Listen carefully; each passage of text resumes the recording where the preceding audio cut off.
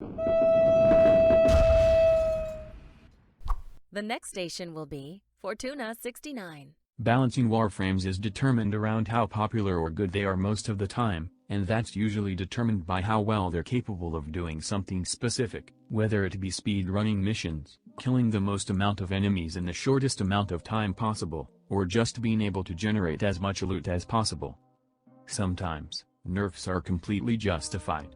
For instance, Ashe's old Bladestorm, which previously was capable of nuking an entire room by simply targeting one enemy, was nerfed.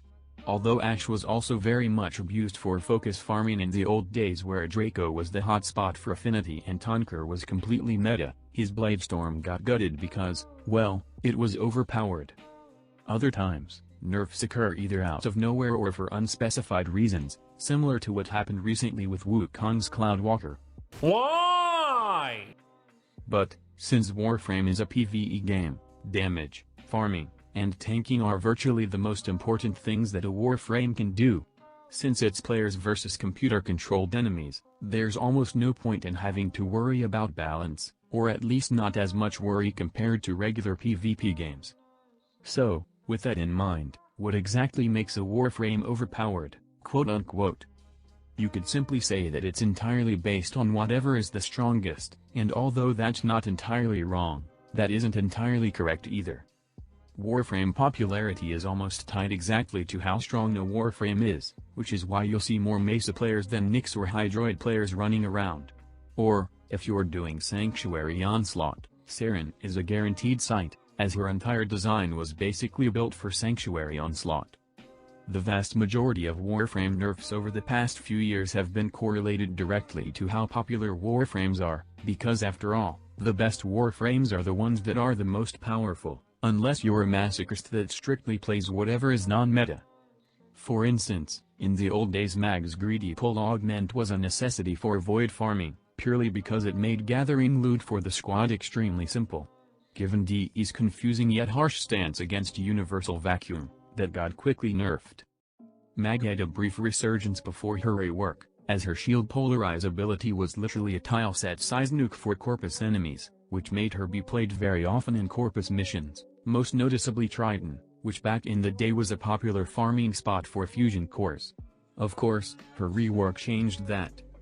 Trinity's entire design revolves around keeping players alive, and this trait is most obvious with her fourth ability, Blessing, which has been nerfed multiple times since her release. I could go on. The point is, although most of the time nerfs are done based on how popular they are, that's not the only deciding factor. If a Warframe trivializes content, then that can also make it a target for being nerfed. You would think that this would mean that all Warframes which trivialize content would be nerfed, but that doesn't appear to be the case, because again, Warframe balancing is usually determined on how popular a Warframe is. For example, Ember's World on Fire was nerfed on the ground of it trivializing content, which it did. Being able to press 4 and run around while the game automatically kills enemies for you wasn't exactly the textbook definition of player interactivity. To nobody's surprise, World on Fire was gutted. This was really only brought to DE's attention not because it's overpowered in the first place, but because literally everyone was using Ember for speed killing enemies, especially on exterminate missions. Remember, Warframe balance isn't just based on how strong or popular a Warframe is, but also how much they trivialize content.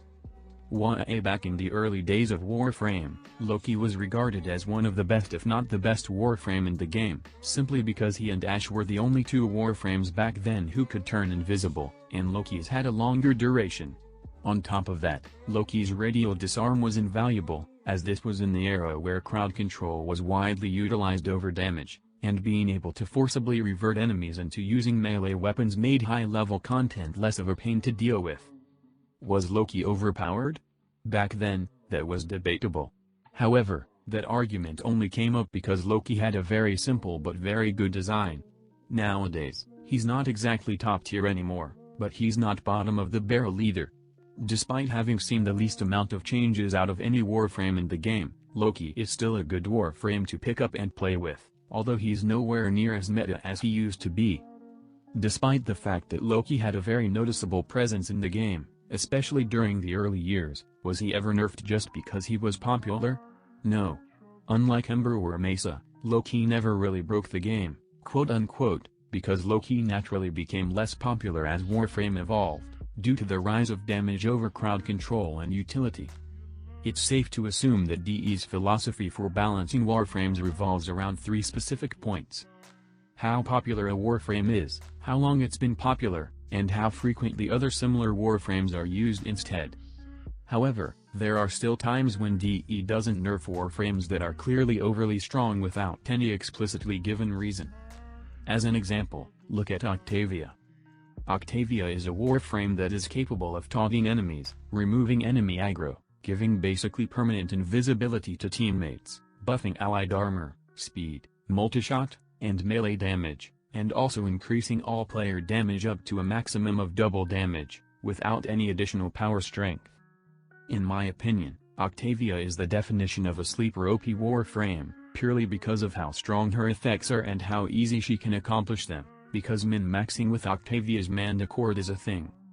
However, although I personally think she's a bit too strong, does that mean she needs to be nerfed? No. If you ask me, there's one thing that's keeping Octavia in check. Her playstyle is rather boring. It's fun to pick up a Warframe like Saren every once in a while and absolutely stomp the game at all stages you encounter, but doing it over and over gets stale, and Octavia is no exception. Octavia is a strong but boring Warframe to play, because spamming the crouch button for infinite invisibility isn't fun. Sitting in a corner watching the timer on your abilities and then recasting just before they expire isn't fun. Octavia is basically the strongest non-DPS Warframe that exists, but picking her up just kind of drains any enjoyment out of the game, and honestly, that's fine. Everyone has their own tastes, which is why some people like playing Octavia and I like playing Vauban. As another example, look at Limbo. Ever since Limbo got reworked, he's become almost unrivaled in power, not in terms of having powers that kill enemies, but in terms of making the game easier than normal. Why? Because of the Rift. Because Limbo has the ability to protect himself in a certain area while at the same time preventing enemies from damaging him. Using Limbo in defensive objectives such as excavation and defense has basically become a no-brainer, purely because of how Limbo trivializes those mission types. Although Limbo has been my second favorite Warframe ever since he was released, I'm still of the impression that he's too good, just like Octavia, but again, does that mean that Limbo needs to be nerfed? No. Being good at what you're intended to do is not grounds for being nerfed. If anything, that only means that everything else should be improved. Keep in mind, Warframe is a PvE game, which means that nerfing something just because it's popular and strong doesn't solve the problem.